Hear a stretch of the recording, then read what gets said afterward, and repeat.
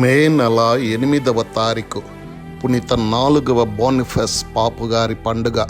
Italy దేశంలోని Valeria పట్టణంలో బోనిఫస్ గారు జన్మించారు. తండ్రి సామాన్య వైద్య వృత్తిలో జీవనం చేసేవారు. పేరు జాన్. బోనిఫస్ గారు గ్రెగరీ ద గ్రేట్ గారి శిష్యుడై ఉన్నాడని కొందరు చెప్తుంటారు.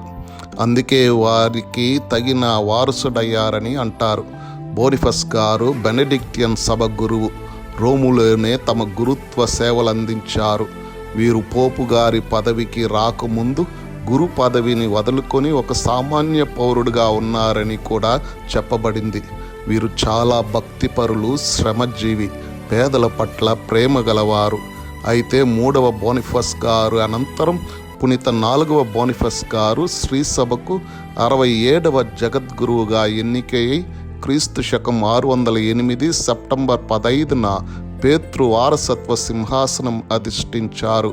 వీరు రోము నగరంలోనే పాంతియన్ అను చోట ఒక అన్య దేవతల ప్రాచీన ఆలయం స్థలం పాటుబడి ఉండగా అప్పటి ఫోకస్ చక్రవర్తిని విన్నవించి ఒప్పించి ఆ స్థలం సేకరించారు.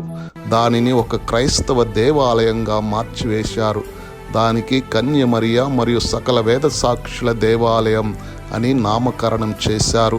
ఆ చుట్టుప్రక్కల వేద సాక్షులుగా మరణించిన వారి అవశేషాల్ని 28 ఎద్దుల బండ్ల నిండా తెచ్చి ఈ నూతన దేవాలయ ప్రాంగణంలో సమాధి చేసి సత్యవేదం కోసం, క్రీస్తు విశ్వాసం కోసం ప్రాణాలర్పించిన వారిని తగిన విధంగా స్మరించి గౌరవించారు.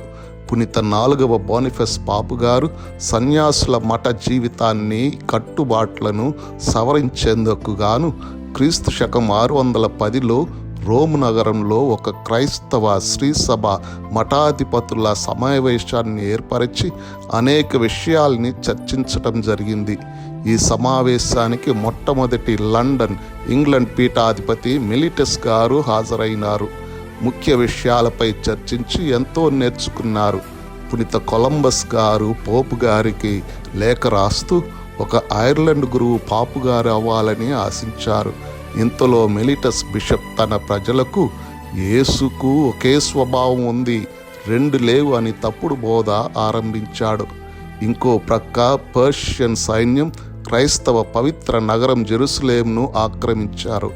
ఇలా ఇంట బయట ముంచుకొచ్చిన బెడదల వల్ల పోపు గారు ఎంతో ఓపిక వహించాల్సి వచ్చింది. కానీ ఎంతో సమర్థవంతంగా దాన్ని నిర్వర్తించారు. వీరు క్రీస్తు శకం 615 మే నెల 25న పరమ తండ్రిని చేరుకున్నారు. బంగారు మాట. పరలోక రాజ్యము పొలంలో దాచబడిన ధనము వలె ఉన్నది. పునీత 4వ బోనిఫస్ పాపు గారా, మా కొరకు ప్రార్థించండి.